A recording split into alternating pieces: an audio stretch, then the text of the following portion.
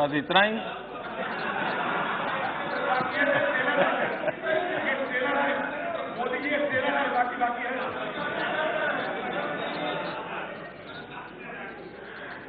आपके लिए गांधी जी ट्रेलर हो सकते हैं, हमारे लिए गांधी जी जिंदगी है।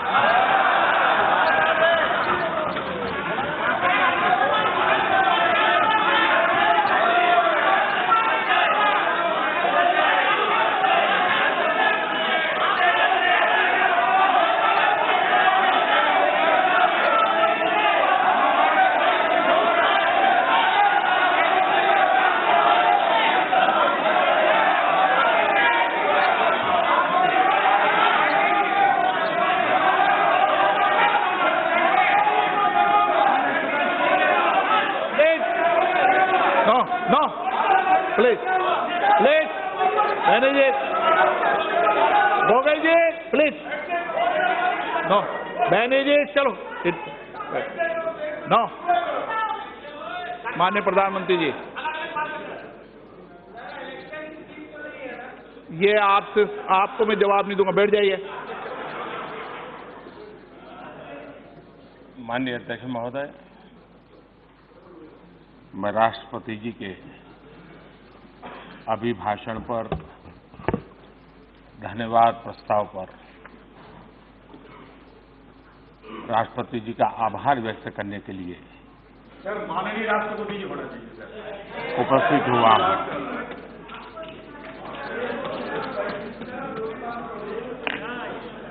माननीय राष्ट्रपति जी ने न्यू इंडिया का विजन अपने अभिभाषण में प्रस्तुत किया है। 21वीं सदी के तीसरे दशक का माननीय राष्ट्रपति जी का ये वक्तव्य इस दशक के लिए हम सबको दिशा देने वाला, प्रेरणा देने वाला और देश के कोटि कोटि जनों में विश्वास पैदा करने वाला ये अभिभाषण है।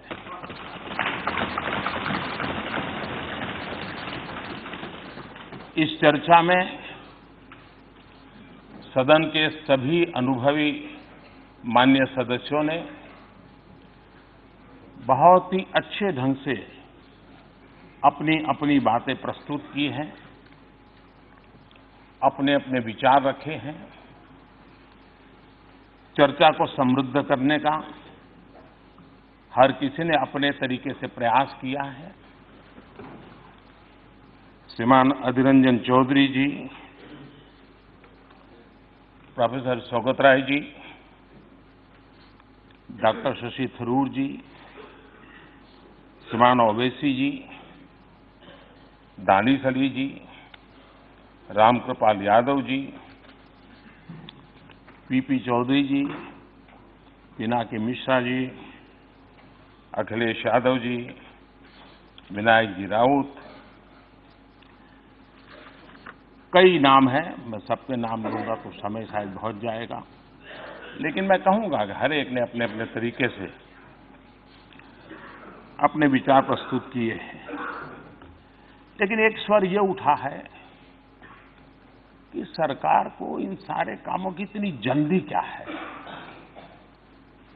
सब चीजें एक साथ क्यों कर रहे हैं। ऐसा भाव भी लोगों के बातों में से आता है। तो मैं शुरुआत में श्रीमान सर्वेश्वर दयाल सक्सेना जी की एक कविता को उद्धृत करना चाहूंगा, और वही शायद हमारे संस्कार भी हैं, हमारी सरकार का स्वभाव भी है, और उसी के कारण, उसी प्रेरणा के कारण हम लिख से हट करके तेज गति से आगे बढ़ने की दिशा में प्रयास कर रहे हैं। श्रीमान सर्वेश्वर दयाल जी ने अपनी एक कविता में लिखा है, लीक पर वो चले लीक पर वे चलें जिनके चरण दुर्बल और हारे हैं, जिनके चरण दुर्बल और हारे हैं। हमें तो जो हमारी यात्रा से बने, हमें तो जो हमारी यात्रा से बने ऐसे अनिर्मित पथ ही प्यारे हैं।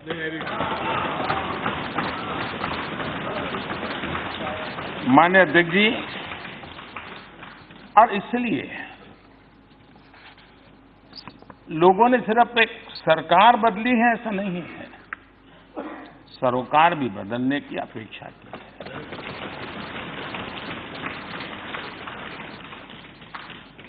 एक नई सोच के साथ काम करने की इस देश की इच्छा और अपेक्षा के कारण हमें यहां आकर के सेवा करने का अवसर मिला है। लेकिन अगर हम उसी तरीके से चलते जिस तरीके से आप लोग चलते थे,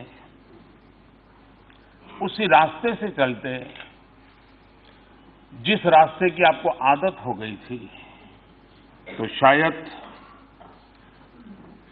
70 साल के बाद भी इस देश में से आर्टिकल 370 नहीं है। आप ही के तौर तरीके से चलते तो मुस्लिम बहनों को 3 तलाक की तलवार आज भी डराती रहती। अगर आप ही के रास्ते चलते तो नाबालिग से रेप के मामले में फांसी की सजा का कानून नहीं बना। अगर आप ही के सोच के साथ चलते तो राम जन्मभूमि आज भी विवादों में रहती। अगर आप ही की सोच होती, अगर आप ही की सोच होती तो करतारपुर साहिब कॉरिडोर कभी नहीं बन पाता। अगर आप ही के तरीके होते, आप ही का रास्ता होता, तो भारत बांग्लादेश सीमा विवाद कभी नहीं सुलझता। माननीय अध्यक्ष जी,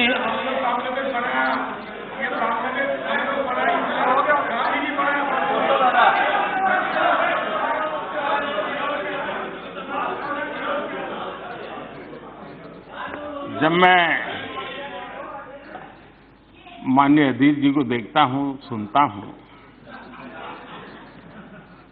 तो मैं सबसे पहले किरण रिजिजू जी को बधाई देता हूं, क्योंकि उन्होंने जो फिट इंडिया मूवमेंट चलाया है, उस फिट इंडिया मूवमेंट का प्रचार प्रसार अधीर जी बहुत बढ़िया ढंग से करते हैं।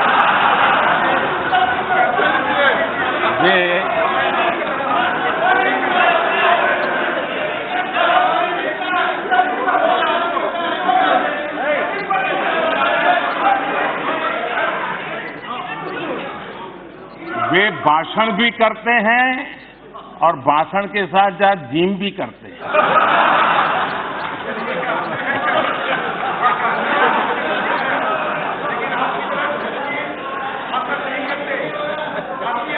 तो ये फिट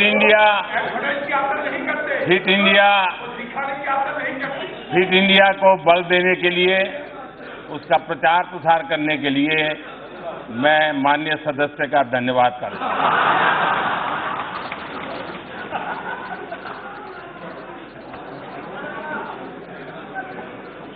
माननीय अध्यक्ष जी, कोई इस बात से तो इनकार नहीं कर सकता है कि देश चुनौतियों से लोहा लेने के लिए हर पल कोशिश करता रहा है। कभी कभी चुनौतियों की तरफ न देखने की भी आदतें देश ने देखी है। चुनौतियों को चुनने का सामर्थ्य नहीं, ऐसे लोगों को भी देखा है। लेकिन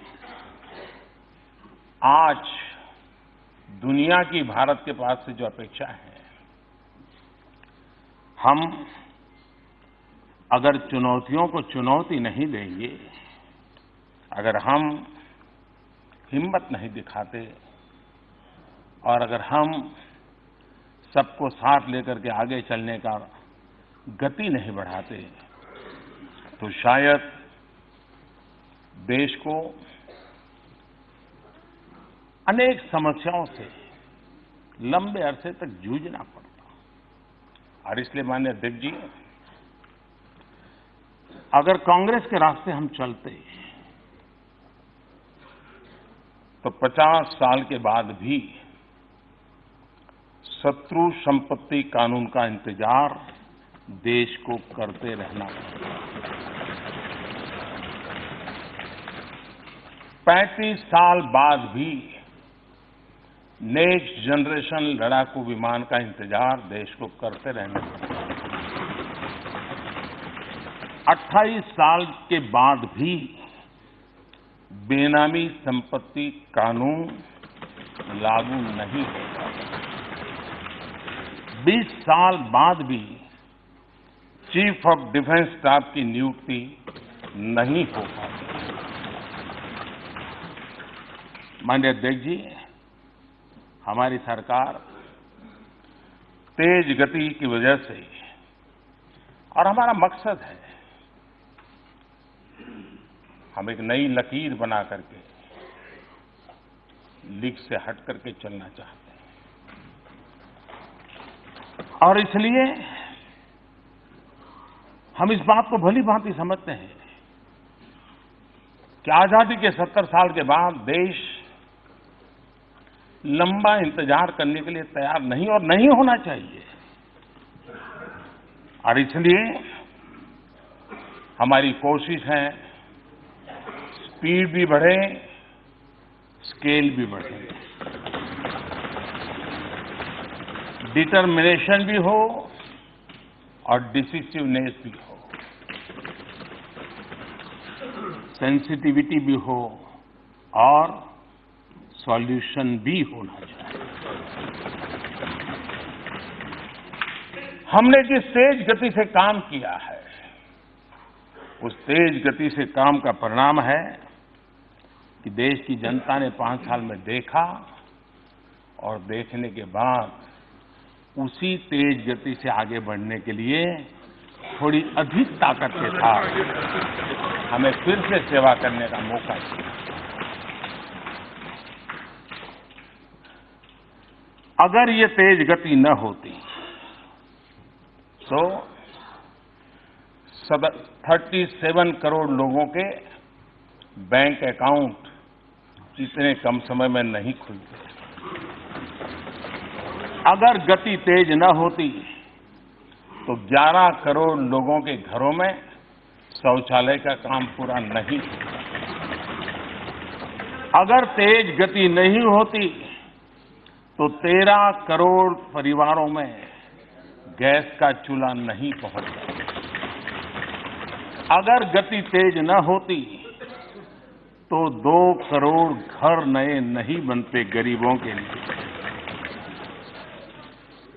अगर तेज गति नहीं होती तो लंबे अरसे से अटके हुए दिल्ली की 1700 से ज्यादा अवैध कॉलोनियां, 40 लाख से अधिक लोगों की जिंदगी जो अधर में लटकी हुई थी, वो काम पूरा नहीं होता। आज उन्हें उनका अपने घर का हक भी मिल गया है। माननीय अध्यक्ष जी, यहां पर नॉर्थ ईस्ट की भी चर्चा हुई है।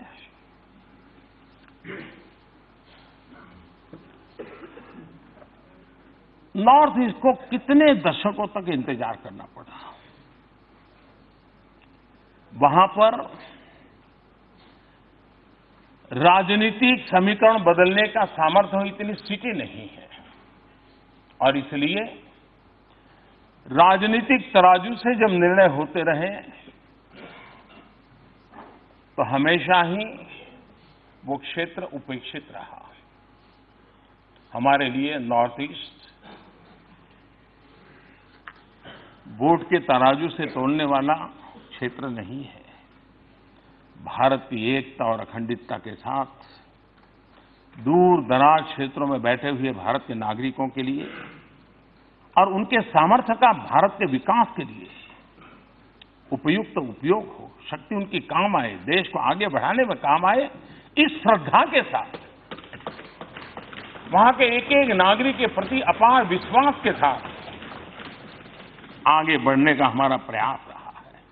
और इसी के कारण नॉर्थ ईस्ट में गत 5 वर्ष जो कभी उनको दिल्ली दूर लगती थी, आज दिल्ली उनके दरवाजे पर जाकर के खड़ी हो गई। लगातार मंत्री नॉर्थ ईस्ट में दौरा करते रहे, रात रात वहां रुकते रहे, छोटे छोटे इलाके में जाते रहे, टियर 2, टियर 3 छोटे स्थानों पर गए, लोगों से संवाद किया, मिला, विश्वास का वातावरण पैदा किया और विकास की जो आवश्यकताएं होती जो 21वीं सदी से जुड़ी हुई है, चाहे बिजली की बात हो, चाहे रेल पहुंचाने की बात हो, चाहे हवाई अड्डे बनाने की बात हो, चाहे मोबाइल कनेक्टिविटी की बात हो, इन सब चीजों को हमने करने का प्रयास किया है। और वो विश्वास कितना बड़ा परिणाम देता है जो इस सरकार के कार्यकाल में देखा जा रहा है। यहां पर ये बोडो की चर्चा आई और ये कहां गया?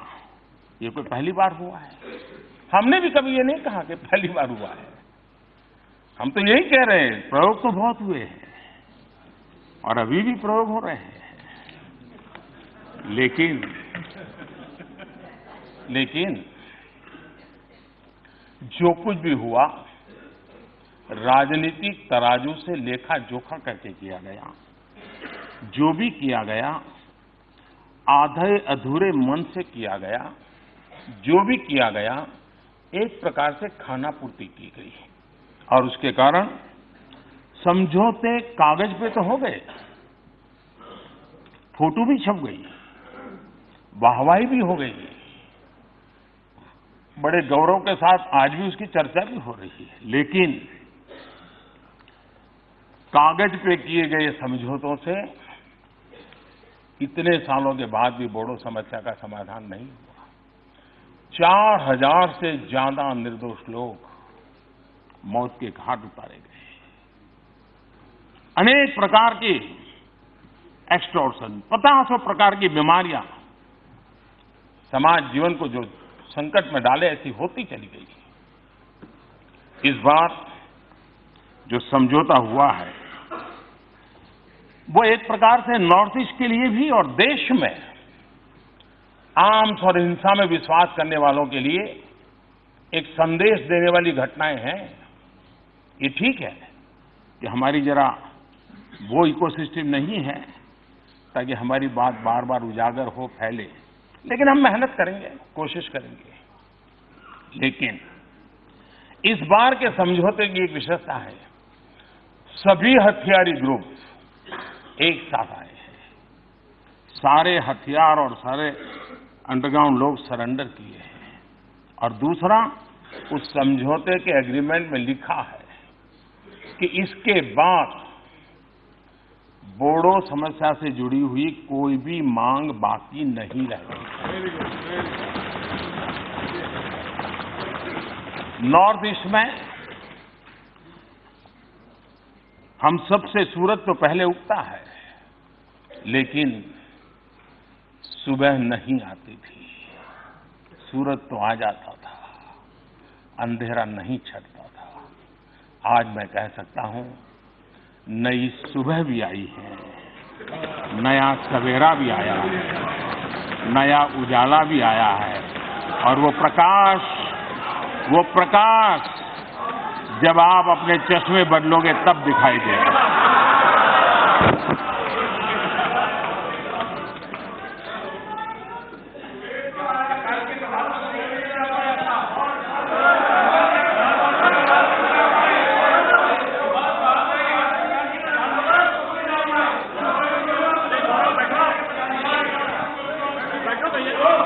मैं आपका बहुत आभारी हूं, ताकि बोलने के लिए बीच में मुझे आप विराम दे रहे हैं।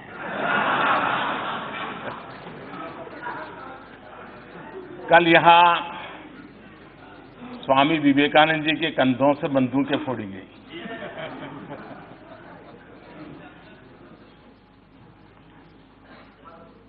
आपने उसको रिकॉर्ड पर से निकाल दिया है, इसलिए मैं उल्लेख तो नहीं करूंगा, लेकिन मुझे एक पुरानी छोटी सी कथा याद आती है। एक बार कुछ लोग रेल में सफर कर रहे थे, और जब रेल में सफर कर रहे थे तो रेल जैसे गति पकड़ती थी, पटरी में से आवाज आती है, हम सब जानते हैं, सबका अनुभव है। तो वहां बैठे हुए एक संत महात्मा थे। उन्होंने कहा, देखो पटरी में से कैसी आवाज आ रही है। ये निर्जीव पटरी भी हमें कह रही है, प्रभु कर दे बेड़ा पार। बोले, देखो यही आवाज आ रही, सुनो, प्रभु कर दे बेड़ा पार।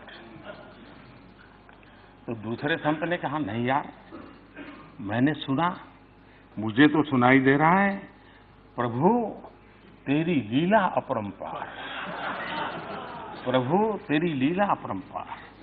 तो वहां एक मौलवी जी बैठे थे। उन्होंने कहा, अरे भाई मुझे तो सुनाई दे रहा है दूसरा। इन संतों ने कहा, भाई आपको क्या सुनाई दे रहा है? तो उन्होंने कहा, मुझे सुनाई दे रहा है, ये अल्लाह तेरी रहमत, ये अल्लाह तेरी रहमत। तो वहां एक पहलवान बैठे थे। उन्होंने कहा, मुझे भी सुनाई दे रहा है।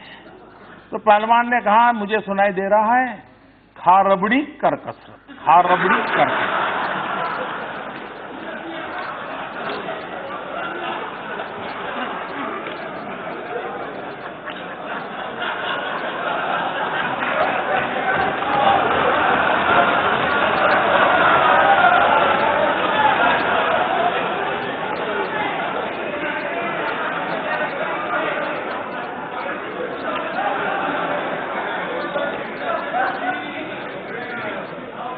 कल जो विवेकानंद जी के नाम से कहा गया, जैसी मन की रचना होती है वैसा ही सुनाता है, जैसा वैसा नहीं। आपको ये देखने के लिए इतना दूर नजर करने की जरूरत ही नहीं थी, बहुत कुछ पास में है।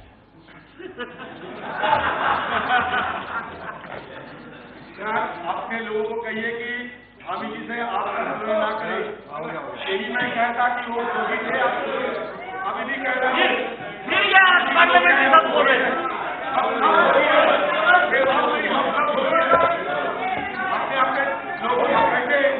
स्वामी जी को अपमान ना करे।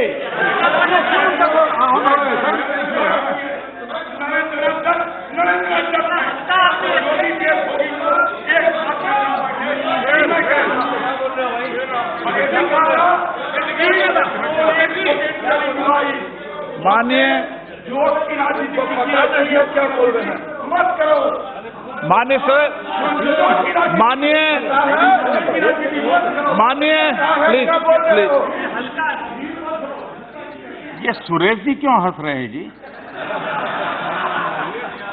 हाँ? कोई राज है भाई? सुरेश जी, कभी आपका भी मौका आएगा, इतना जल्दी मत।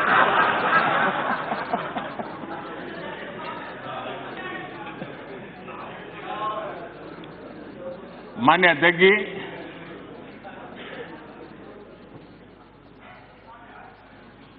यहां किसानों के विषय में भी बातचीत हुई है।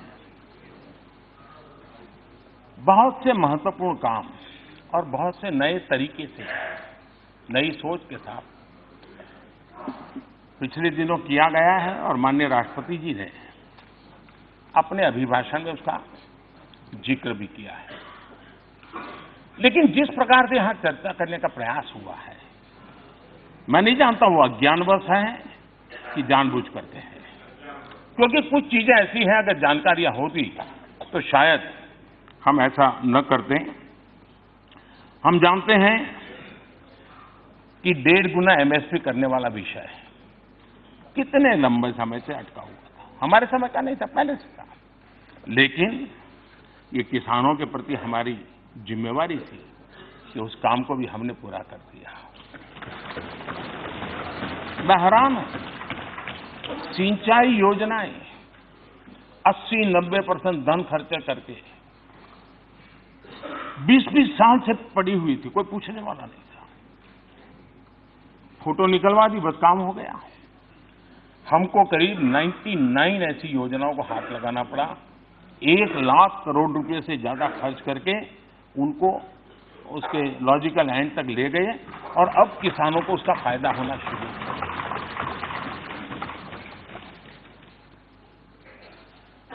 प्रधानमंत्री फसल बीमा योजना, इस प्रधानमंत्री फसल बीमा योजना के तहत इस व्यवस्था से किसानों में एक विश्वास पैदा हुआ है।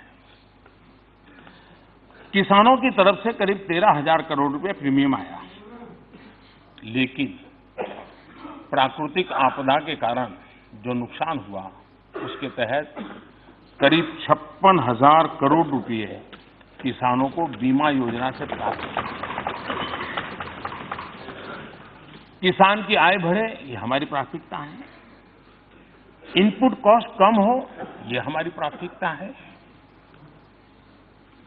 और पहले एमएसपी के नाम पे क्या होता था हमारे देश में? पहले 7 लाख टन दाल और तिलहन की खरीद हुई। हमारे कार्यकाल में 100 लाख टन। 7 और 100 का फर्क तो समझ आएगा। इनाम योजना, आज डिजिटल वर्ल्ड है, हमारा किसान भी मोबाइल फोन से दुनिया के दाम देख रहा है, समझ रहा है। इनाम योजना के नाते किसान अपना बाजार में माल बेच सके, उस योजना को लिया हमने। और मुझे खुशी है कि गांव का किसान इस व्यवस्था से करीब 2.25 करोड़ किसान अब तक उससे जुड़ चुके हैं और करीब 1 लाख करोड़ रुपए का कारोबार किसानों ने अपनी पैदावार का इस इनाम योजना से किया है। टेक्नोलॉजी का उपयोग किया है हमने। किसान क्रेडिट कार्ड का विस्तार हो, उसके साथ साथ एलाइड एक्टिविटीज, चाहे पशुपालन हो, मछली पालन हो, मुर्गी पालन हो, सौर ऊर्जा की तरफ जाने का प्रयास हो, सोलार पंप की बात हो, ऐसे नए अनेक चीजें जोड़ी हैं जिसके कारण आज उसकी आर्थिक स्थिति में भी एक बहुत बड़ा बदलाव आया है। 2014 में हमारे आने से पहले कृषि मंत्रालय का बजट 27,000 करोड़ रुपए था। अब ये बढ़कर के 5 गुना, 27,000 करोड़ था, बढ़कर के 5 गुना और लगभग 1.5 लाख करोड़ हमने पहुंचाया। पीएम किसान सम्मान योजना किसानों के खाते में सीधे पैसे जाते हैं।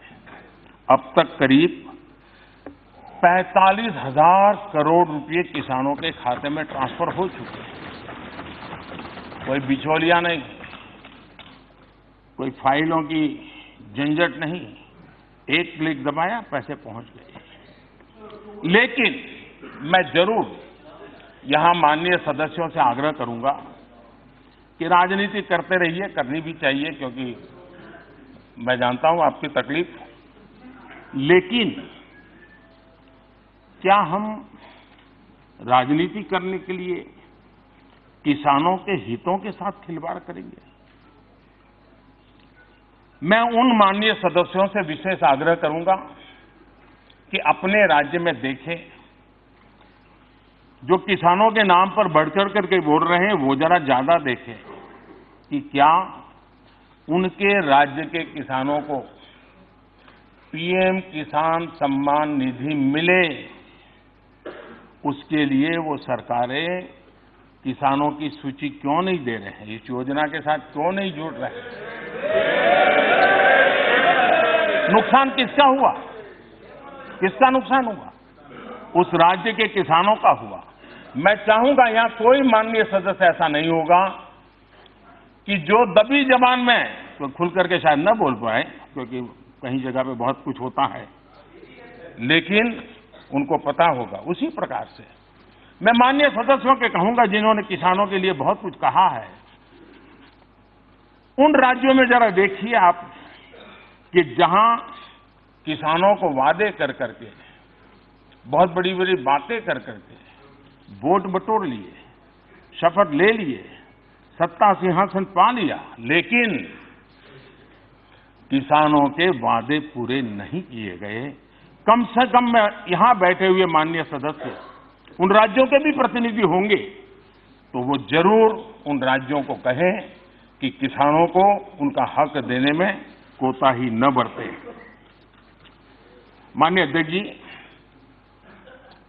जब ऑल पार्टी मीटिंग हुई थी तब मैंने विस्तार से सबके सामने एक प्रार्थना भी की थी और अपने विचार भी रखे थे।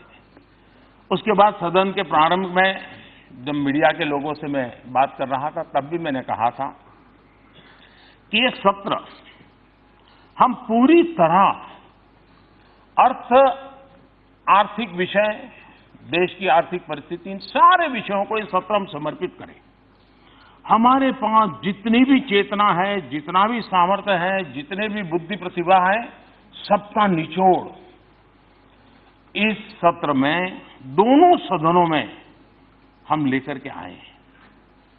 क्योंकि जो देश, दुनिया की आज जो आर्थिक स्थिति है, उसका लाभ उठाने के लिए भारत कौन से कदम उठाए, कौन सी दिशा को अपनाए जिससे लाभ हो।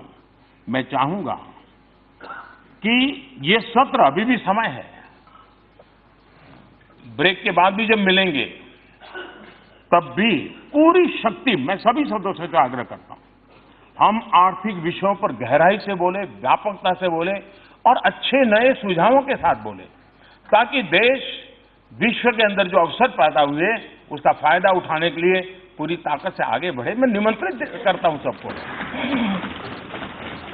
और मैं मानता हूं कि आर्थिक विषयों के इस महत्वपूर्ण विषय पर बातचीत हम सबका सामूहिक दायित्व है और इस दायित्व बोध में पुरानी बातों को हम भूल नहीं सकते हैं, क्योंकि आज हम कहां हैं उसका पता तब चलता है कल कहां थे। और वो भी, ये बात सही है कि जब हमारे माननीय सदस्य ये कहते हैं कि ये क्यों नहीं हुआ, ये कब होगा, ये कैसे होगा, कब तक करेंगे, ये जब सुनता हूं तो कुछ लोगों को लगता होगा कि आप आलोचना करते हैं। मैं नहीं मानता हूं आप आलोचना करते हैं। मुझे खुशी है कि आप मुझे समझ पाए हैं, क्योंकि आपको विश्वास है करेगा तो यही करेगा।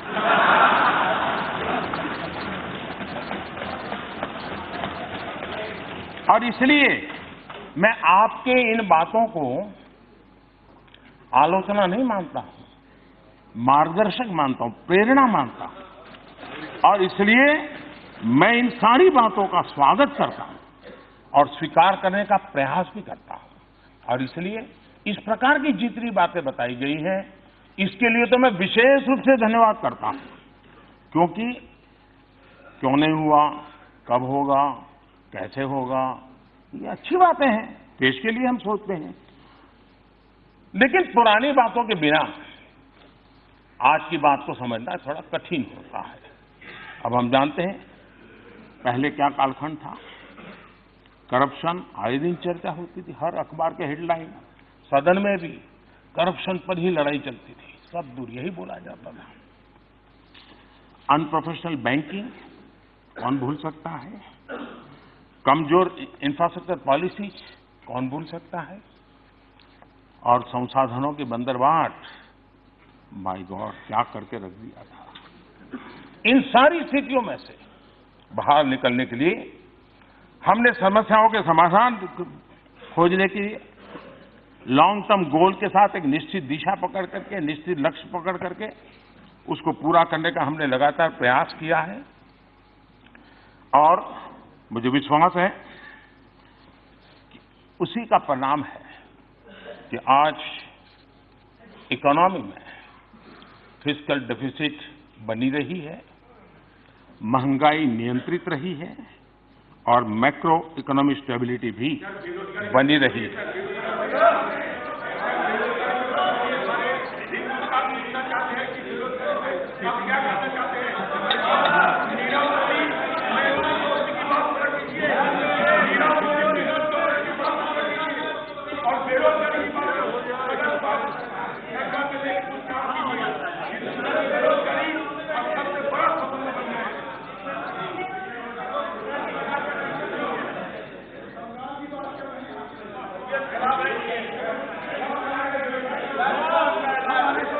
मैं आपका आभारी हूं क्योंकि आपने मेरे प्रति विश्वास जताया है।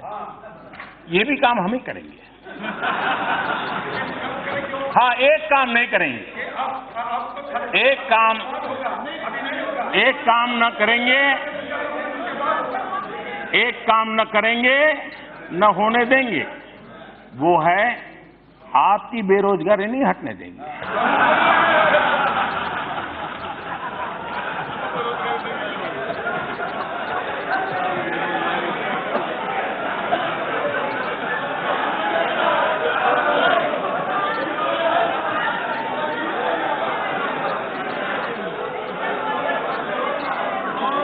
जीएसटी का बहुत बड़ा महत्वपूर्ण निर्णय हो, कॉरपोरेट टैक्स कम करने की बात हो, आईबीसी लाने की बात हो, एफडीआई रिजीम को लिबरलाइज करने की बात हो, बैंकों में रिकैपिटलाइजेशन करने की बात हो, जो भी समय समय पर आवश्यकता रही है और जो भी एक दीर्घकालीन मजबूती के लिए जरूरत है, सारे कदम हमारी सरकार उठा रही है, उठाए हैं और उसके लाभ भी आना शुरू हुए हैं।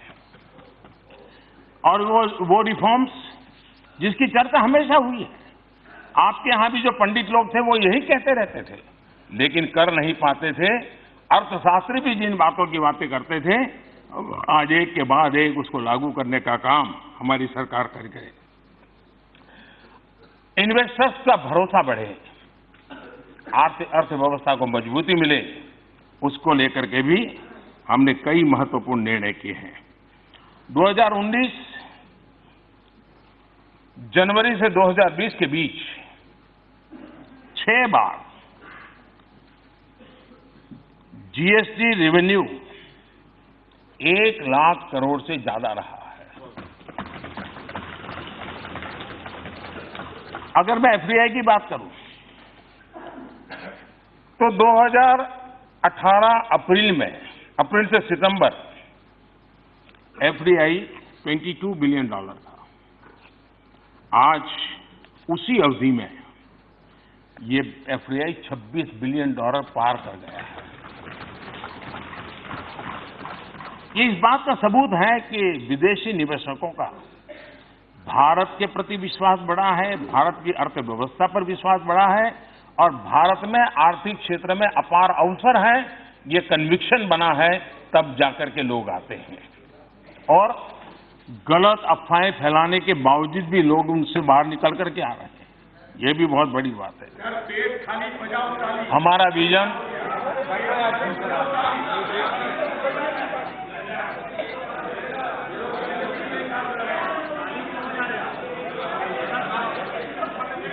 हमारा vision greater investment, better infrastructure, increase value addition और ज्यादा से ज्यादा जॉब क्रिएशन पर है।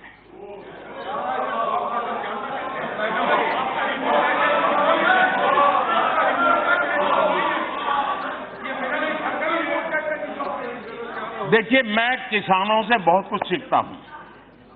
किसान जो होता है ना, वो बड़ी गर्मी में खेत जोत करके तैयार रखता है। बीज बोता नहीं उस समय, सही समय पर बीज बोता है। तो अभी जो पिछले 10 मिनट से चल रहा है ना, वो मेरा खेत जोतने का काम चल रहा है। अब बराबर आपके दिमाग में जगह हो गई है। अब मैं एक एक करके बीज डालूंगा।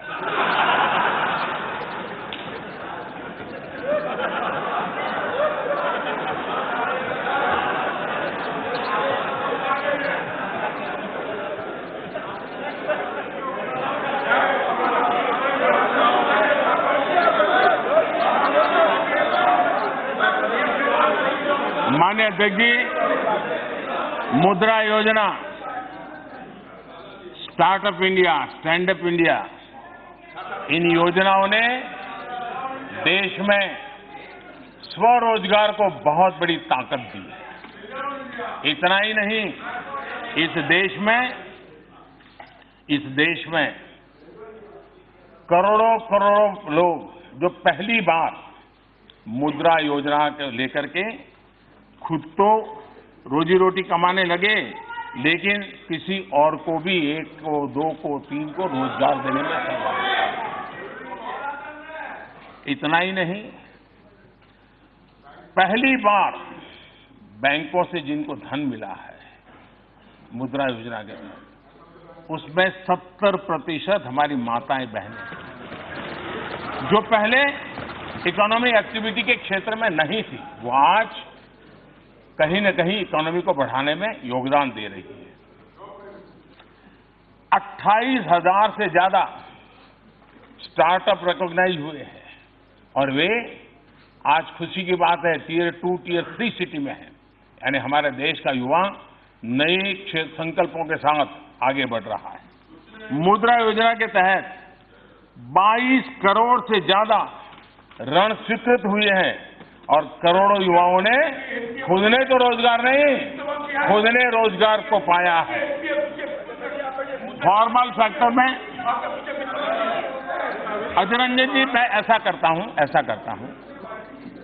आप एक समय तय कीजिए, आपको जितना कहना है मैं दोबारा बैठ लूंगा, क्योंकि ये सब लोग पीछे हंस रहे हैं और आपकी प्रतिष्ठा को झटका लगे अच्छा नहीं है।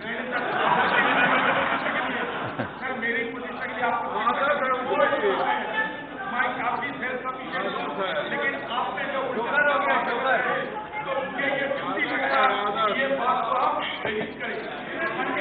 70 साल की देश की राजनीति ऐसी रही है कि कोई कांग्रेसी सेल्फ सफिशिएंट नहीं हो सकता, ऐसा हो ही नहीं सकता।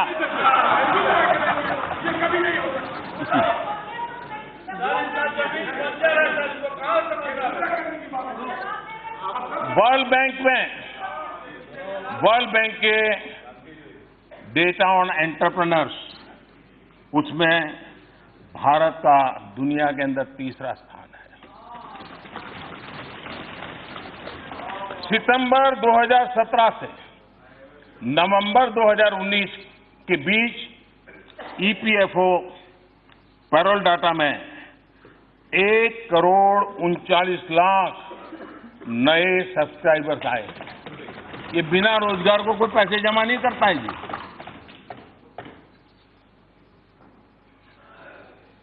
मैंने कांग्रेस के एक नेता का कल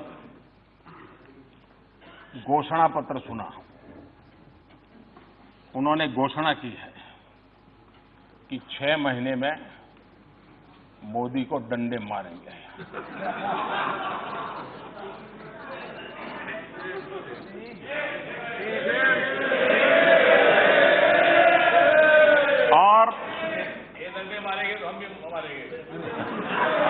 और ये बात सही है कि ये काम जरा कठिन है, तो तैयारी के लिए 6 महीने तो लगते ही हैं। तो 6 महीने का समय तो अच्छा है, लेकिन मैं भी 6 महीने में तय किया हूं कि रोज सूर्य नमस्कार की संख्या बढ़ा दूंगा, ताकि अब तक करीब 20 साल से जिस प्रकार की गंदी गालियां सुन रहा हूं और अपने आप को गाली प्रूफ बना दिया है, 6 महीने ऐसे सूर्य नमस्कार करूंगा, ऐसे सूर्य नमस्कार करूंगा कि मेरी पीठ को भी हर डंडे झेलने की ताकत वाला बना दूंगा। तो मैं आभारी हूं कि पहले से अनाउंस कर दिया गया है, तो मुझे ये 6 महीना आप एक्सरसाइज बढ़ाने का टाइम मिलेगा।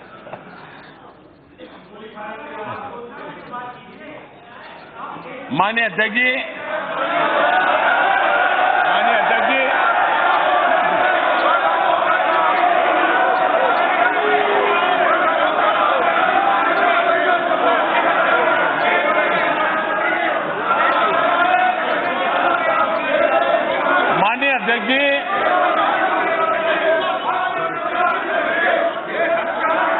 माननीय अध्यक्ष जी,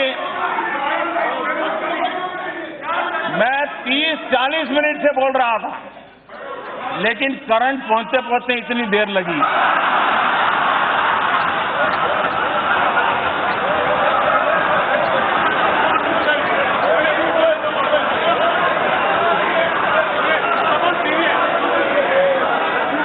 बहुत सी ट्यूबलाइट का ऐसा ही होता है।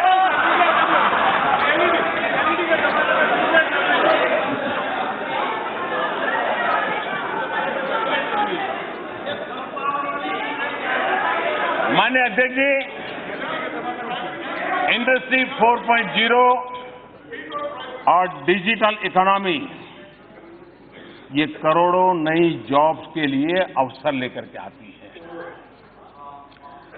स्किल डेवलपमेंट, नई स्किल फोर्स तैयार करना, लेबर रिफॉर्म संसद के अंदर ऑलरेडी एक प्रस्ताव तो आगे बढ़ा है और भी कुछ प्रस्ताव है।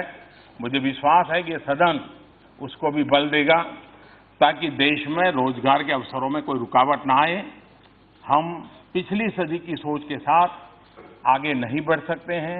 हमने बदली हुई वैश्विक परिस्थिति में नई सोच के साथ इन सारे बदलावों के लिए आगे आना होगा और मैं इस सदन के सभी माननीय सदस्यों से प्रार्थना करता हूं कि लेबर रिफॉर्म के जो काम और सब लेबर यूनियन के साथ मिलकर के तय हुआ है, उसको जितना जल्दी आगे बढ़ाएंगे, रोजगार के नए अवसरों के लिए सुविधा बढ़ेगी। और मैं विश्वास करता हूं $5 trillion economy, ease of doing business, ease of living, ये ऐसे नहीं हो रहा।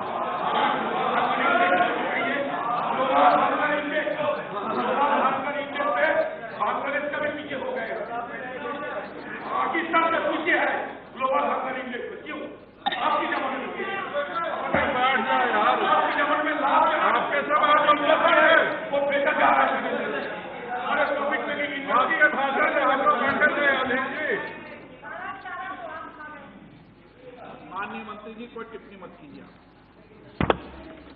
बार-बार उठना ठीक नहीं। माननीय अध्यक्ष जी,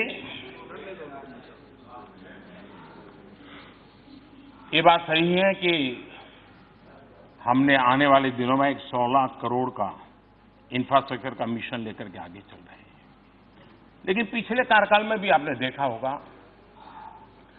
कि देश की इकोनॉमी को ताकत देने के लिए, मजबूती देने के लिए इंफ्रास्ट्रक्चर का बहुत बड़ा महत्व होता है। और जितना बल ज्यादा इंफ्रास्ट्रक्चर की गतिविधियों को देते हैं, वो इकोनॉमी को भी ड्राइव करता है, रोजगार को भी देता है, नए नए उद्योगों को भी अवसर देता है। और इसलिए हमने इंफ्रास्ट्रक्चर के पूरे काम में एक नई गति लाई है। लेकिन पहले इंफ्रास्ट्रक्चर का मतलब यही होता था कि सीमेंट, कंक्रीट के जंगलों की बात। पहले इंफ्रास्ट्रक्चर का मतलब होता था टेंडर की प्रक्रियाएं। पहले इंफ्रास्ट्रक्चर का मतलब होता था बिचौलिए। यही इंफ्रास्ट्रक्चर की बात आती थी तो लोगों को यही लगता था कि कुछ बू आती थी। आज हमने ट्रांसपेरेंसी के साथ 21वीं सदी आधुनिक भारत बनाने के लिए जिस इंफ्रास्ट्रक्चर की कल्पना कर सकते हैं, उस पर बल दिया है। और हमारी भूमि, हमारे लिए इंफ्रास्ट्रक्चर ये सिर्फ एक सीमेंट कंक्रीट का खेल नहीं है। मैं मानता हूं इंफ्रास्ट्रक्चर एक भविष्य लेकर के आता है। करगिल से कन्याकुमारी और कच्छ से कोहिमा, इसको अगर जोड़ने का काम करने की ताकत होती तो इंफ्रास्ट्रक्चर में होती है। एस्पिरेशंस और अचीवमेंट्स को जोड़ने का काम इंफ्रास्ट्रक्चर करता है। लोगों और उनके सपनों को उड़ान देने की ताकत अगर कहीं में है तो इंफ्रास्ट्रक्चर में होती है। लोगों की क्रिएटिविटी को कंज्यूमर्स के साथ जोड़ने का काम इंफ्रास्ट्रक्चर के कारण ही संभव हो सकता है। एक बच्चे को स्कूल से जोड़ने का काम छोटा ही क्यों ना वो इंफ्रास्ट्रक्चर करता है। एक किसान को बाजार से जोड़ने का काम इंफ्रास्ट्रक्चर करता है। एक व्यवसायी को उसके कंज्यूमर के साथ जोड़ने का काम भी इंफ्रास्ट्रक्चर करता है। प्रदूषण को नियंत्रित करके स्वस्थ जीवन से जोड़ने का काम भी इंफ्रास्ट्रक्चर करता है। लोगों को लोगों से जोड़ने का काम भी इंफ्रास्ट्रक्चर करता है। एक गरीब प्रेग्नेंट मां को भी अस्पताल से जोड़ने का काम इंफ्रास्ट्रक्चर करता है। और इसलिए इरिगेशन से लेकर के इंडस्ट्री तक, सोशल इंफ्रास्ट्रक्चर से लेकर के रूरल इंफ्रास्ट्रक्चर तक, रोड से लेकर के पोर्ट तक और एयरवेज से लेकर के वाटरवेज तक हमने अनेक ऐसे इनिशिएटिव लिए हैं। गत 5 वर्ष में देश ने देखा है और लोगों ने जब देखा है तभी तो यहां बिठाया है जी। यही तो इंफ्रास्ट्रक्चर है जो यहां पहुंचाता है।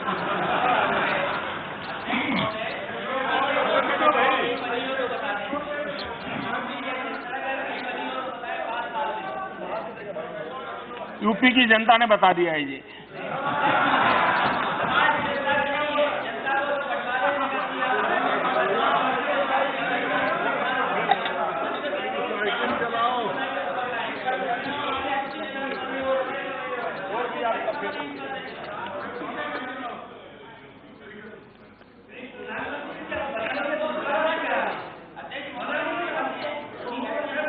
माननीय अध्यक्ष जी, मैं एक उदाहरण देना चाहता हूं कि हमारे यहां इंफ्रास्ट्रक्चर के क्षेत्र में कैसे काम होता था। हमारे यहां इंफ्रास्ट्रक्चर में कैसे काम होता था। ये सिर्फ हमारा दिल्ली का ही विचार ले लीजिए। ये दिल्ली में ट्रैफिक, एनवायरमेंट और हजारों ट्रक दिल्ली के बीच से गुजर रही थी। 2009 में यूपीए सरकार का संकल्प था कि 2009 तक ये दिल्ली के सराउंडिंग जो पेरिफेरल एक्सप्रेस वे है, इसको 2009 तक पूरा करने का यूपीए सरकार का संकल्प था। 2014 में हम आए, तब तक कागज पे ही वो लकीरें बनकर के पड़ा हुआ था। और 2014 के बाद मिशन मोड में हमने काम लिया और आज पेरिफेरल एक्सप्रेसवे का काम हो गया। 40,000 से ज्यादा ट्रकें जो आज दिल्ली में नहीं आती, सीधी बाहर जाती हैं और दिल्ली को प्रदूषण से बचाने में एक अहम कदम ये भी है। लेकिन इंफ्रास्ट्रक्चर का महत्व क्या होता है? 2009 तक पूरा करने का सपना 2014 तक कागज के लकीर बनकर के पड़ा रहा हो, ये अंतर है। उसको समझने के लिए थोड़ा टाइम लगेगा।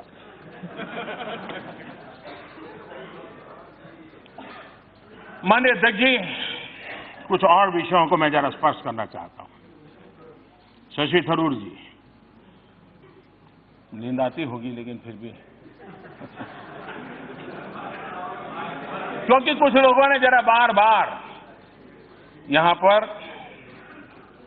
संविधान बचाने की बातें की है और मैं भी मानता हूं कि संविधान बचाने की बात कांग्रेस ने दिन में 100 बार बोलनी चाहिए।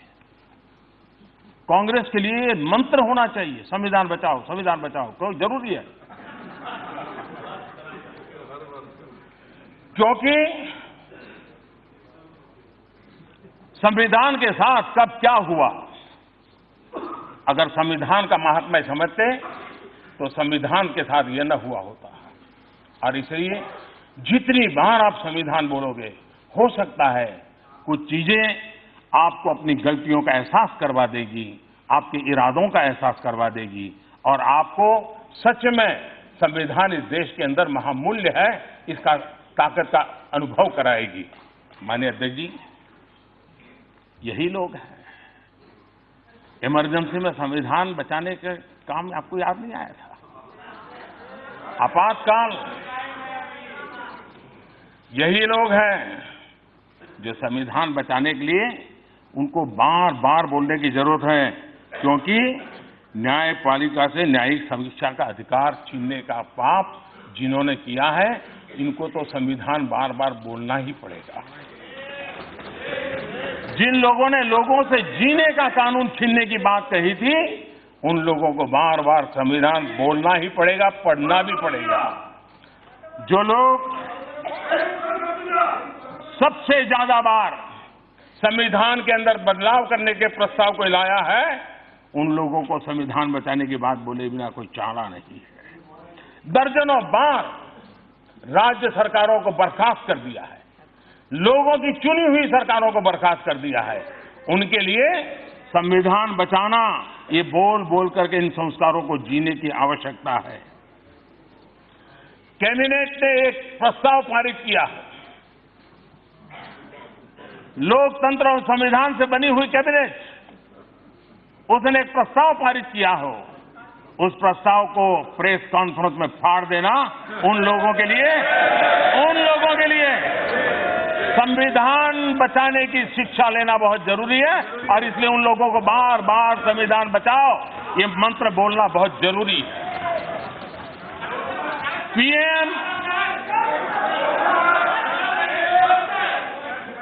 पीएम और पीएमओ, पीएम और पीएमओ के ऊपर national advisory council, remote control से सरकार चलाने का तरीका करने वालों को संविधान का महात्म्य समझना बहुत जरूरी है। संविधान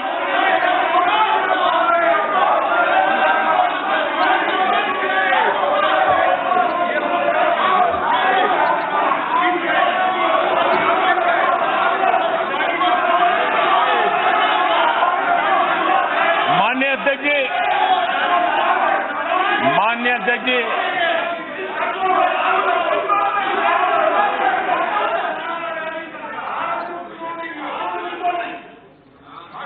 माननीय अध्यक्ष जी,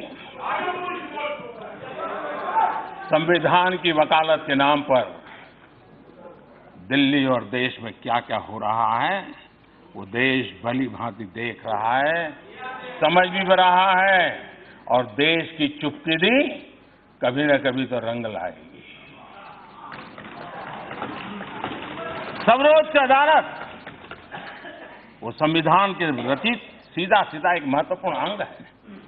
देश की सर्वोच्च अदालत बार बार कहे कि आंदोलन ऐसे न हो जो सामान्य मानवी को तकलीफ दे, आंदोलन ऐसे न हो जो हिंसा का रास्ते चल पड़े।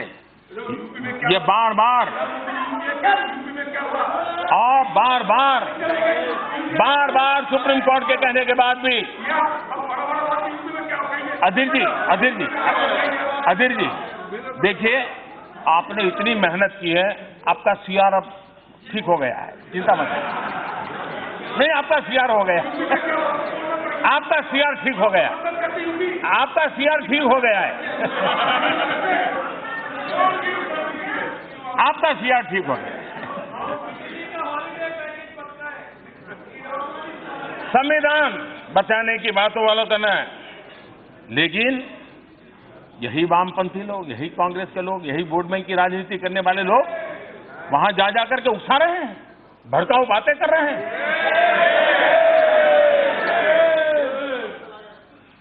माननीय अध्यक्ष जी, एक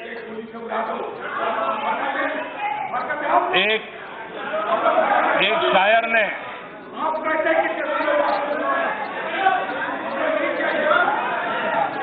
माननीय अध्यक्ष जी, एक शायर ने कहा था, और शायद इस स्थिति को बड़ी सटीक तरीके से, खूब पर्दा है कि चिलमन से लगे बैठे हैं। खूब पर्दा है कि चिलमन से लगे बैठे हैं, सांप छुपते भी नहीं, सामने आते भी नहीं।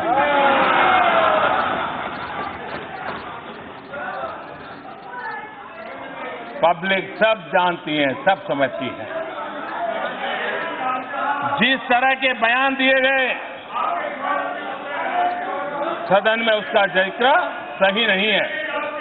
माननीय अध्यक्ष जी, पिछले दिनों जो भाषाएं बोली गई, जिस प्रकार के वक्तव्य दिए गए हैं, वो इसका जिक्र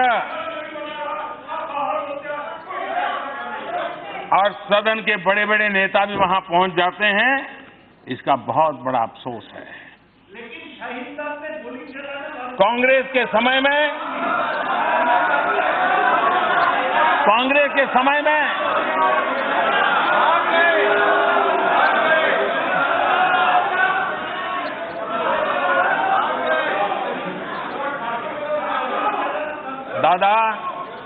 दादा पश्चिम बंगाल के पीड़ित लोग यहां बैठे हैं। अगर वे वहां क्या चल रहा है इसका कच्चा चिट्ठा खोल देंगे ना, तो दादा आपको तकलीफ होगी।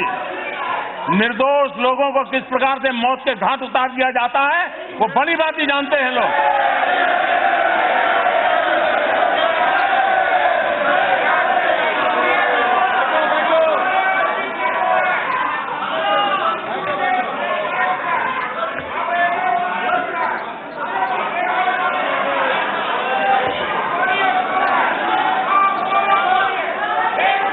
माननीय अध्यक्ष जी, कांग्रेस के समय में संविधान की क्या स्थिति थी, लोगों के अधिकार की स्थिति क्या थी,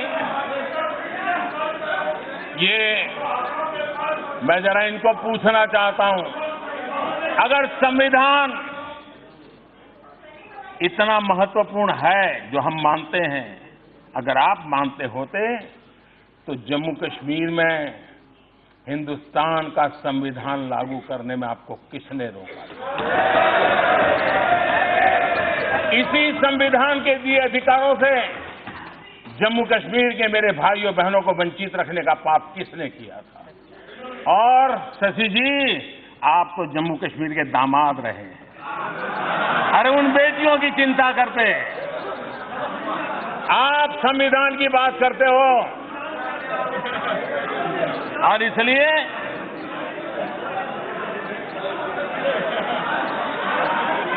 माननीय अध्यक्ष जी,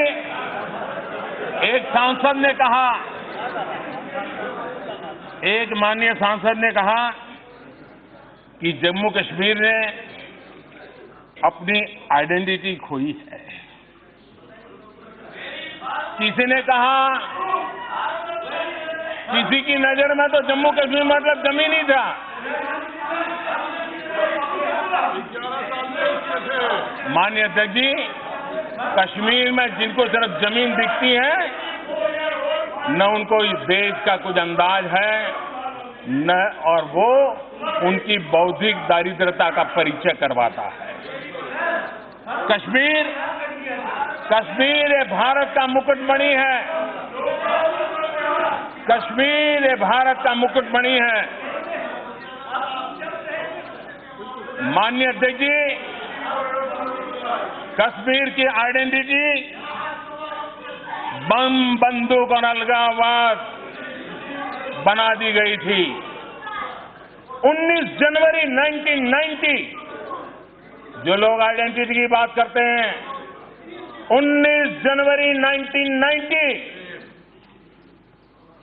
वो काली रात, उसी दिन कुछ लोगों ने कश्मीर की आइडेंटिटी को दफना दिया था।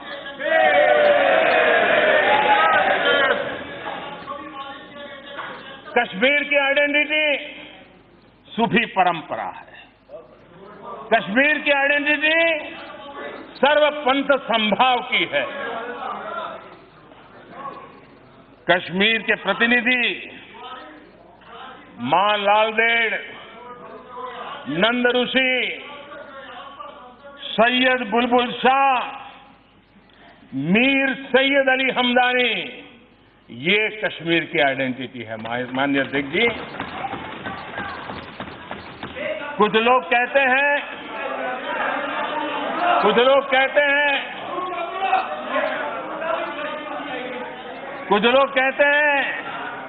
आर्टिकल 370 हटाने के बाद आग लग जाएगी। कैसे भविष्यवेत्ता है? आग लग जाएगी 370 हटाने के बाद।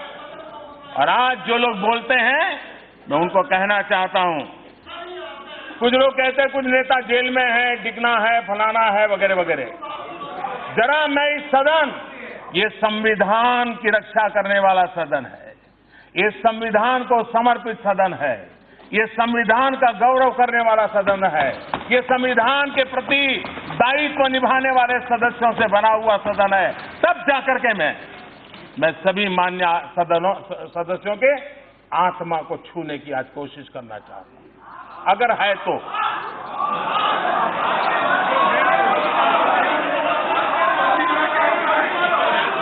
माननीय अध्यक्ष जी, माननीय अध्यक्ष जी,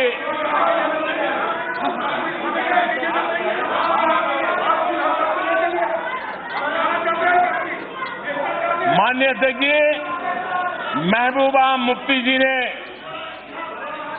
5 अगस्त को क्या कहा था? महबूबा मुफ्ती जी ने कहा था, और संविधान को समर्पित लोग जरा ध्यान से सुने। महबूबा मुफ्ती जी ने कहा था, भारत ने, ये शब्द बड़े गंभीर है, उन्होंने कहा था भारत ने कश्मीर के साथ धोखा किया है।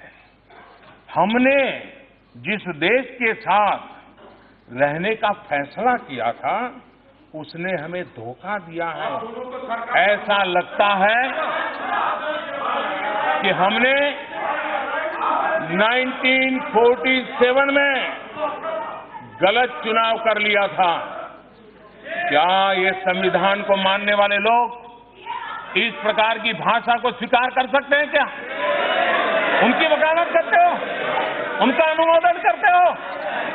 उसी प्रकार से श्रीमान उमर अब्दुल्ला जी ने कहा था, उन्होंने कहा था आर्टिकल 370 को हटाना, आर्टिकल 370 को हटाना।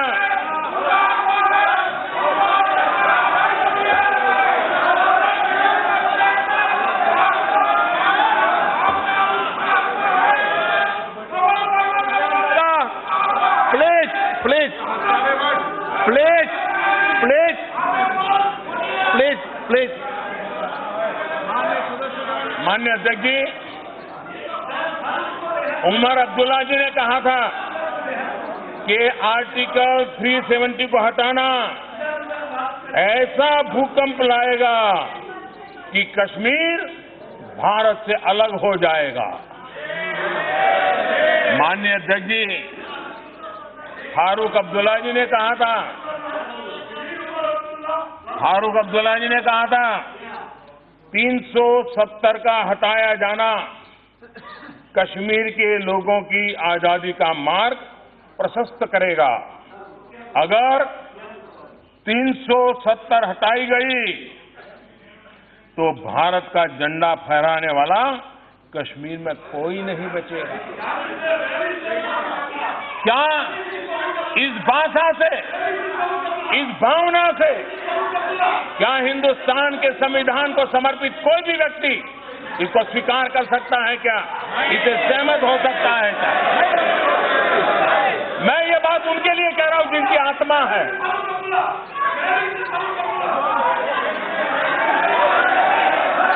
माननीय अध्यक्ष जी,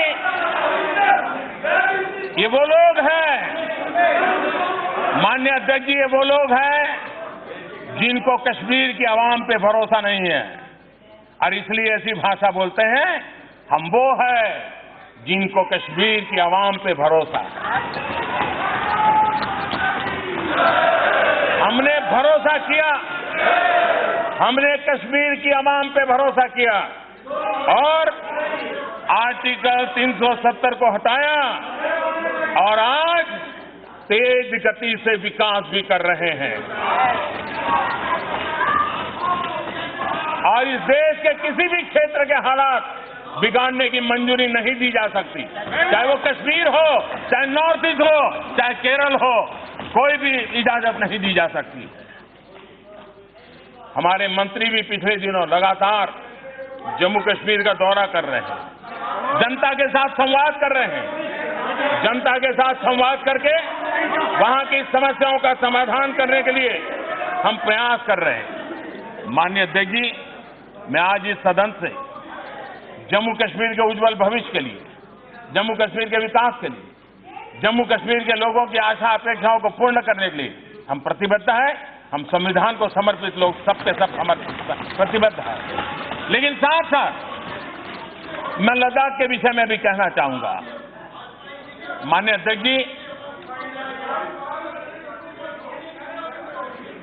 हमारे देश में सिक्किम एक ऐसा प्रदेश है जिसने अपने आप को एक ऑर्गेनिक स्टेट के रूप में उसने अपनी पहचान बनाई है और एक प्रकार से देश के कई राज्यों को सिक्किम जैसे छोटे राज्य ने प्रेरणा दी है। सिक्किम के किसान, सिक्किम के नागरिक के लिए अभिनंदन के अधिकारी। लद्दाख, मैं मानता हूं लद्दाख के विषय में मेरे मन में बहुत चित्र साफ है और इसलिए हम चाहते हैं कि लद्दाख जिस प्रकार से हमारे पड़ोस में भूटान की भूरी भूरी प्रशंसा होती है एनवायरमेंट को लेकर, कार्बन न्यूट्रल कंट्री के रूप में दुनिया में उसकी पहचान बनी है।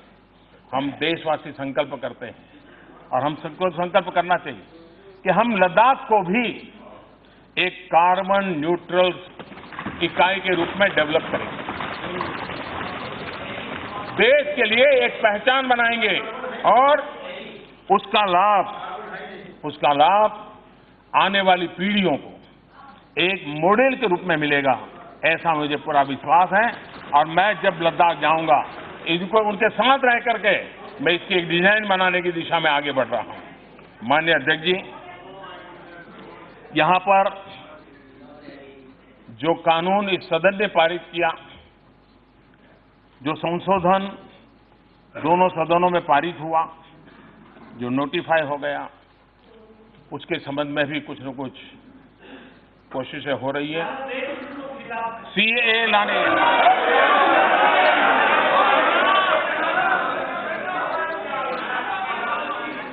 कुछ लोग कह रहे हैं सीएए लाने की इतनी जल्दी क्या थी। कुछ माननीय सदस्यों ने ये कहा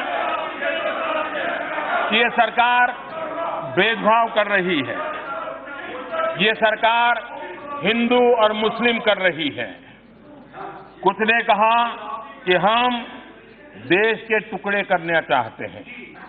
बहुत कुछ कहा गया और यहां से बाहर बहुत कुछ बोला जाता है। काल्पनिक भय पैदा करने के लिए पूरी शक्ति लगा दी गई है और वो लोग बोल रहे हैं जो देश के टुकड़े टुकड़े करने वालों के बगल में खड़े रह करके फोटो खिंचवाते हैं, देश के टुकड़े टुकड़े करने वालों के बगल में खड़े होकर के जो लोग फोटो खिंचवाते हैं दशकों से, पाकिस्तान यही भाषा बोलता आया है, पाकिस्तान यही बातें कर रहा है। भारत के मुसलमानों को भड़काने के लिए पाकिस्तान ने कोई कसर छोड़ी नहीं है।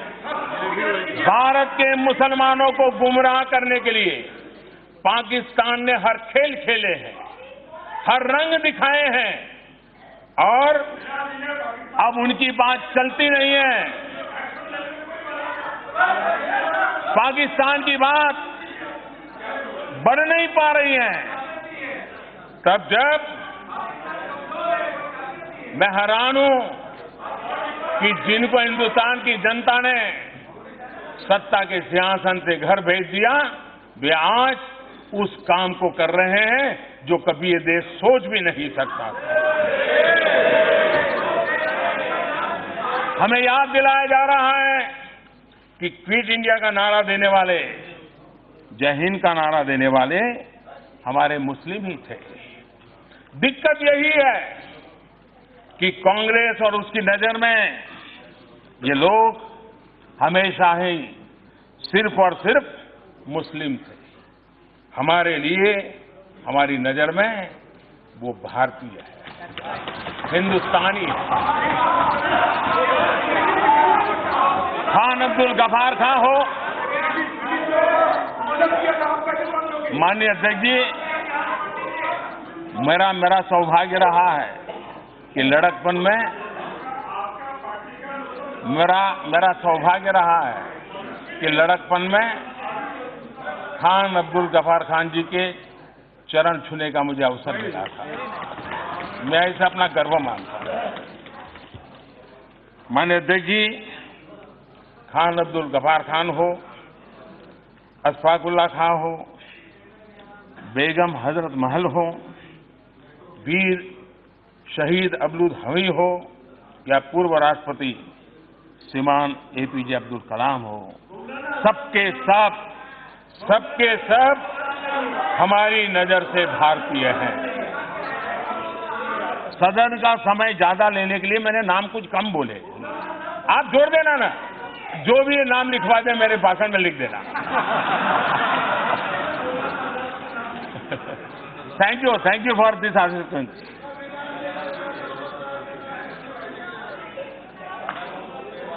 माननीय अध्यक्ष जी, कांग्रेस और उसके जैसे दलों ने जिस दिन भारत को भारत की नजर से देखना शुरू किया, उसे अपनी गलती का एहसास होगा। खैर, मैं कांग्रेस के और उनके इकोसिस्टम का भी बहुत आभारी हूं कि उन्होंने सिटीजनशिप अमेंडमेंट एक्ट को लेकर के हो हल्ला मचाए रखा हुआ है। अगर ये विरोध नहीं करते, ये इतना हो हल्ला नहीं करते, तो शायद उनका असली रूप देश को पता ही नहीं चलता। ये इनका देश ने देख लिया है कि दल के लिए कौन है और देश के लिए कौन है।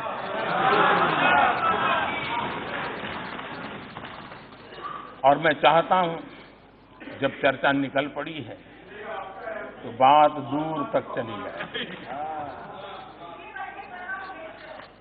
माननीय अध्यक्ष जी, प्रधानमंत्री बनने की इच्छा किसी की भी हो सकती है और उसमें कुछ बुरा भी नहीं, लेकिन किसी को प्रधानमंत्री बनना था, इसलिए हिंदुस्तान के ऊपर एक लकीर खींची गई और देश का बंटवारा कर दिया गया। बंटवारे के बाद जिस तरह पाकिस्तान में हिंदुओं, सिखों और अन्य अल्पसंख्यकों पर अत्याचार हुआ, जुल्म हुआ, जोर जबरदस्ती हुई, उसकी कल्पना तक नहीं की जा सकती। मैं कांग्रेस के साथियों से जरा पूछना चाहता हूं, क्या आपने कभी भूपेंद्र कुमार दत्ता का नाम सुना है?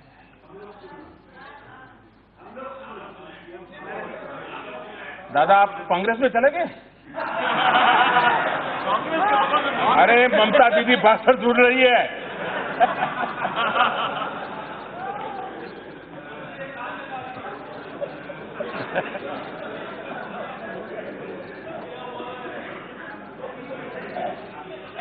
कांग्रेस के लिए जानना बहुत जरूरी है और जो यहां नहीं है उनको भी जानना जरूरी है।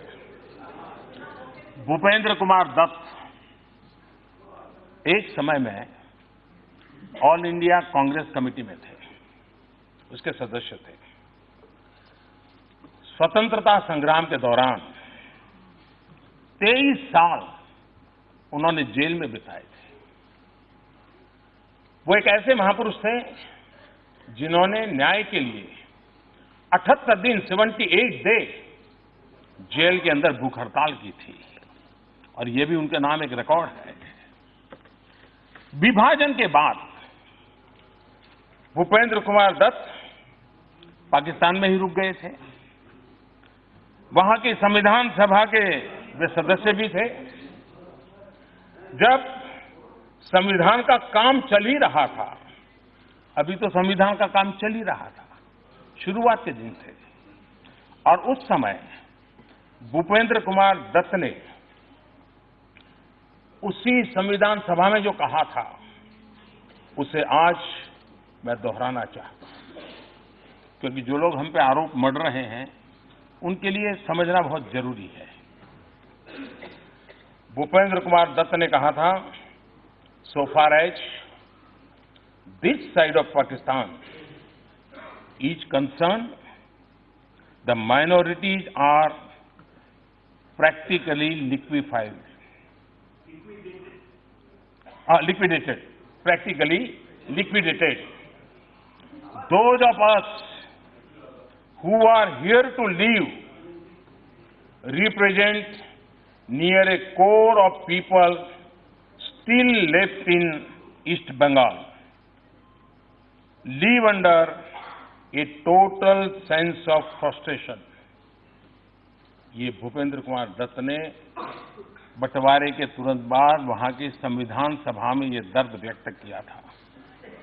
ये हालत थी स्वतंत्रता के शुरुआत के दिनों से ही अल्पसंख्यकों की, वहां के अल्पसंख्यकों की। इसके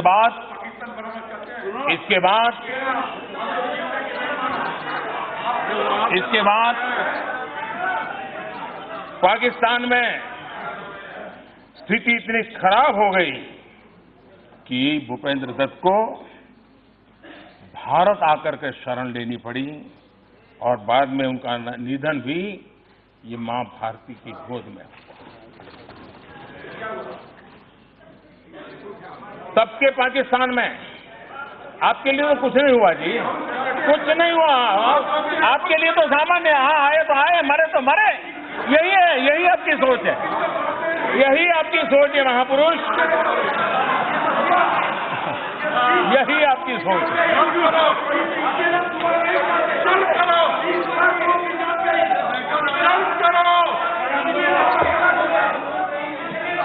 माननीय अध्यक्ष जी, तब के पाकिस्तान में एक और बड़े स्वतंत्र सेनानी रुक गए थे, जोगेंद्रनाथ मंडल। वे समाज के बहुत ही पीड़ित, शोषित, कुचले हुए समाज का प्रतिनिधित्व करते थे। उन्हें पाकिस्तान का पहला कानून मंत्री भी बनाया गया था। 9 अक्टूबर 1950, अभी आजादी के और बंटवारे के 2-3 साल हुए थे। 9 अक्टूबर 1950 को उन्होंने अपना इस्तीफा दे दिया था। उनके इस्तीफे का एक पैराग्राफ इस्तीफे में जो लिखा था, उसको मैं कोट करना चाहता हूं।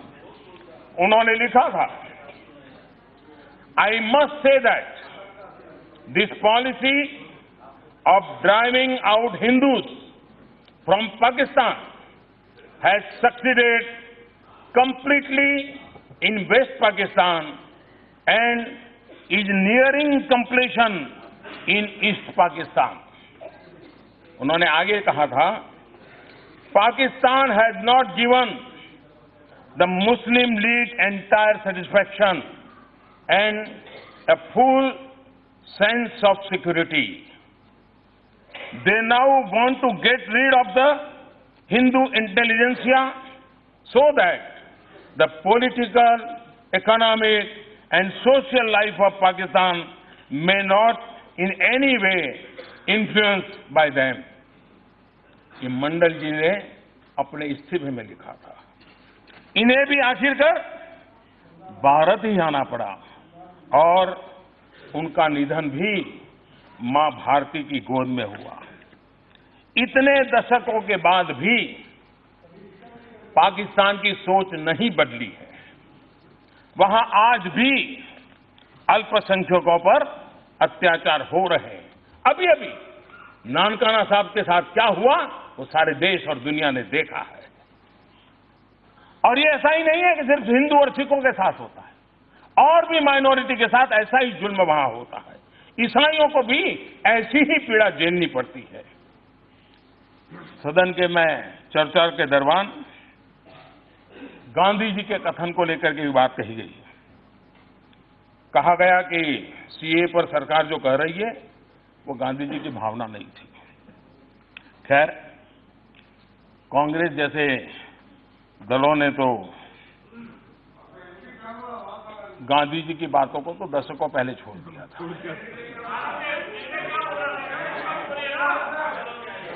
पूरी तरह कोटेबल कोर्ट इज अवेलेबल, और हमने 50 बार दे दिया है।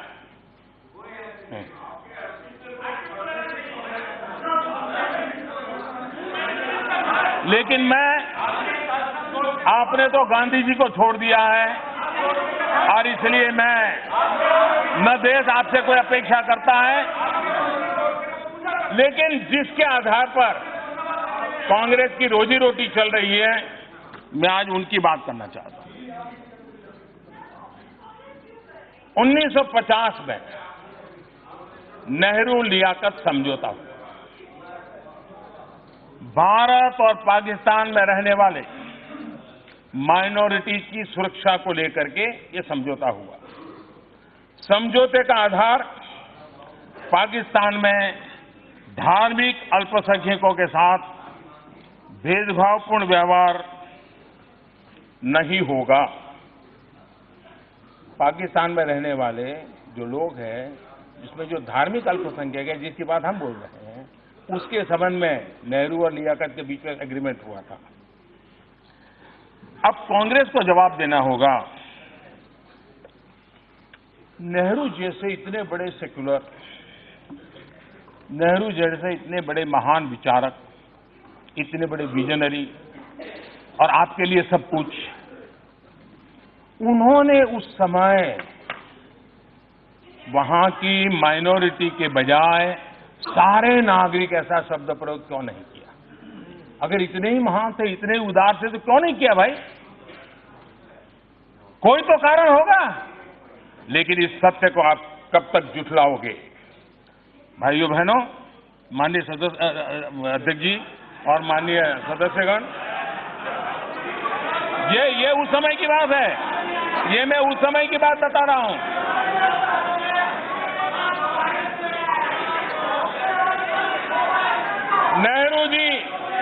नेहरू जी समझौते में पाकिस्तान की माइनॉरिटी इस बात पर कैसे मान गए? जरूर कुछ न कुछ वजह होगी। जो बात हम बता रहे हैं आज, वही बात उस समय नेहरू जी ने बताई थी।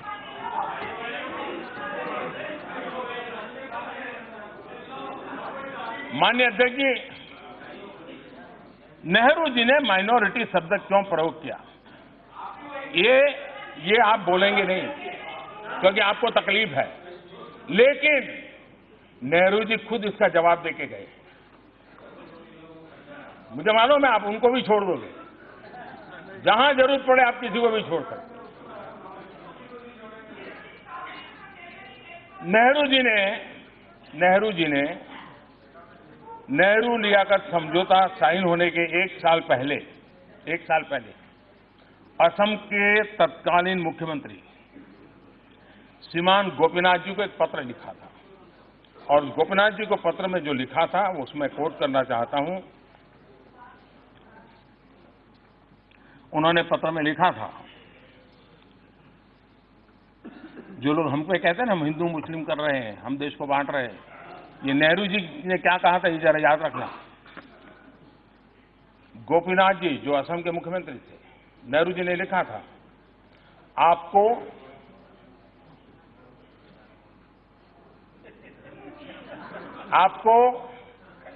हिंदू शरणार्थियों और मुस्लिम इमिग्रेंट्स, इसके बीच फर्क करना ही होगा। और देश को इन शरणार्थियों की जिम्मेदारी लेनी ही पड़ेगी। उस समय असम के मुख्यमंत्री को उस समय के भारत के प्रधानमंत्री पंडित नेहरू जी ने लिखी हुई चिट्ठी है।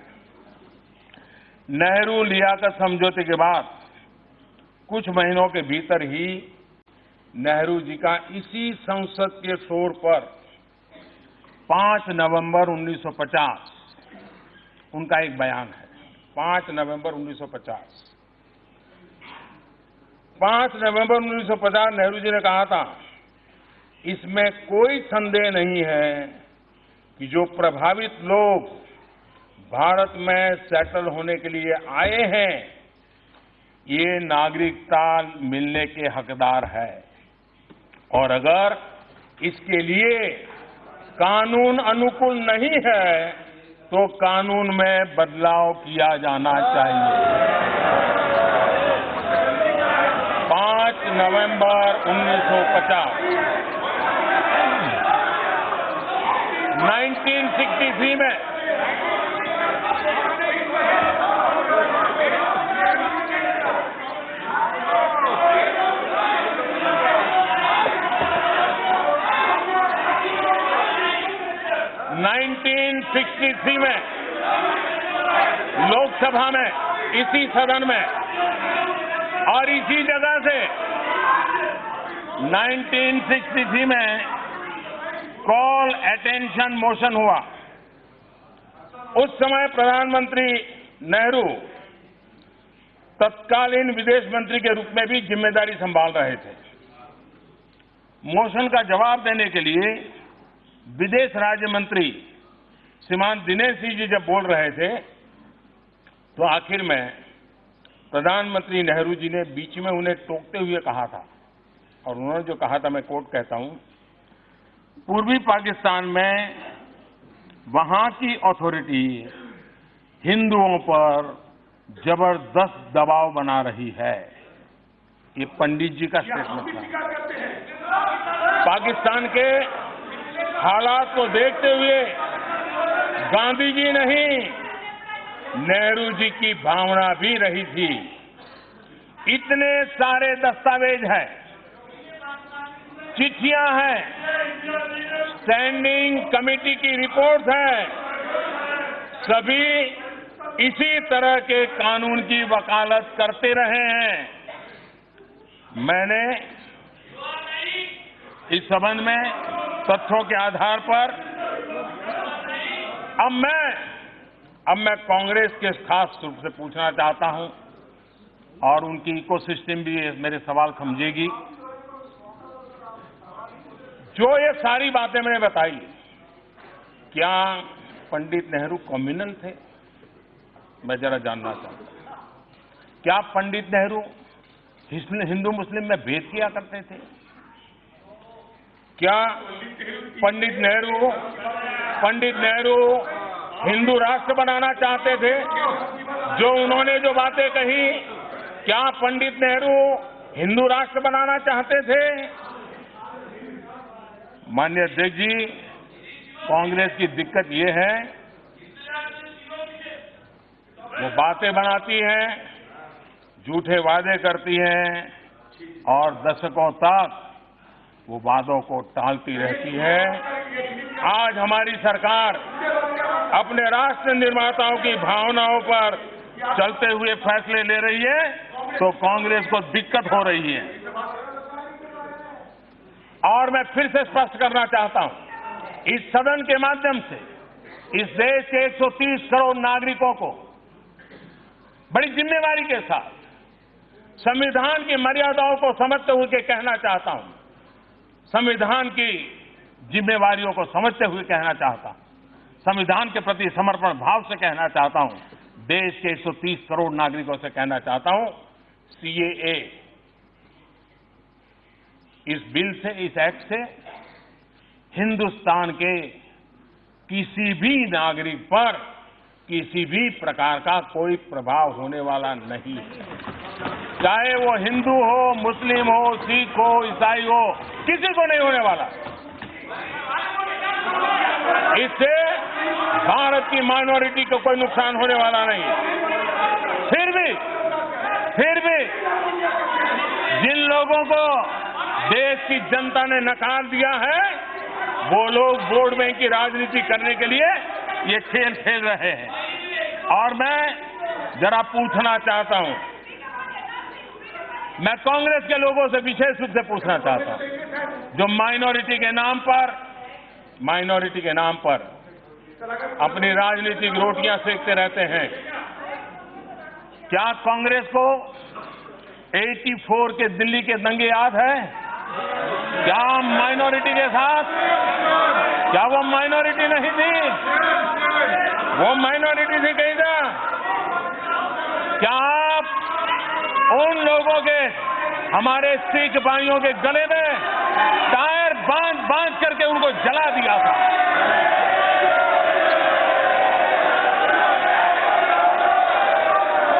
इतना ही नहीं, सिख दंगों के आरोपियों को जेल में तक भेजने का काम आपने किया नहीं। इतना ही नहीं, आप जिन पर आरोप लगे हुए हैं, सिख दंगों को भड़काने के जिन पर आरोप लगे हैं, उनको आज मुख्यमंत्री बना देते हो।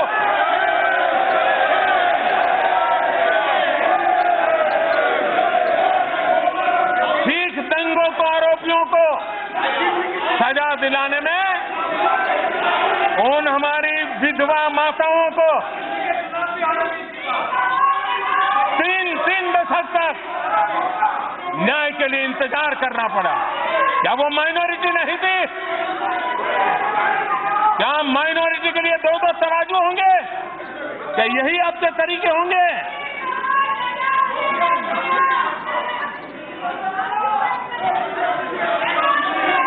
माननीय अध्यक्ष जी, कांग्रेस पार्टी जिसने इतने सालों तक देश में राज किया, आज वो देश का दुर्भाग्य है कि जिसके पास एक जिम्मेवार विपक्ष के रूप में देश को अपेक्षाएं थी, वो आज गलत रास्ते पर चल पड़े हैं। ये रास्ता आपको भी मुसीबत पैदा करने वाला है, देश को भी संकट में डालने वाला है।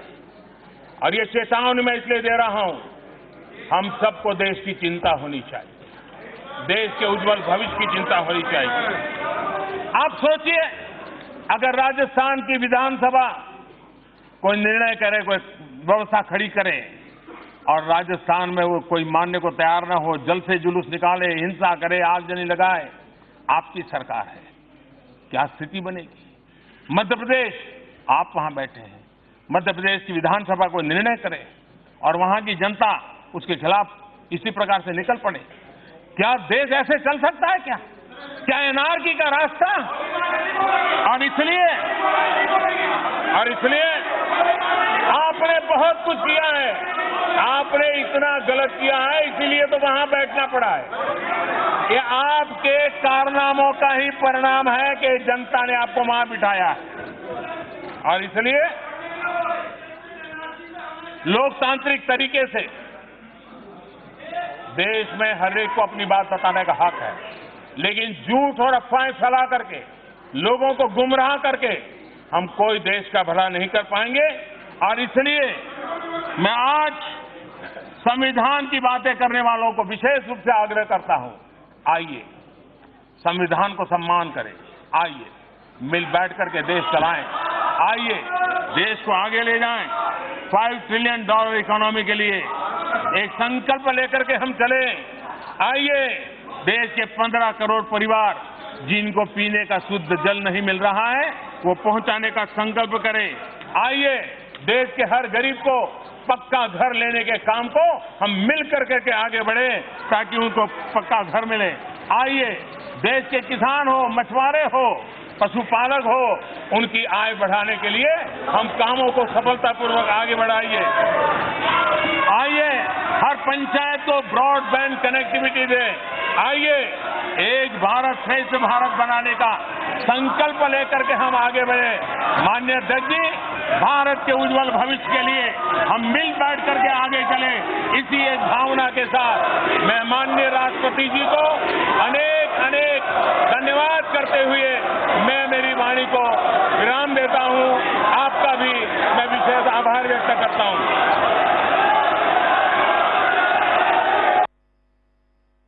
संशोधन प्रस्तुत किए गए हैं, मैं सभी सदस्यों के एक साथ मतदान के लिए रखूंगा। प्रश्न है कि माननीय सदस्यों द्वारा प्रस्तुत किए गए संशोधन स्वीकृत किए जाए। जो सदस्य इसके पक्ष में आ गए, जो सदस्य विरोध में ना गए।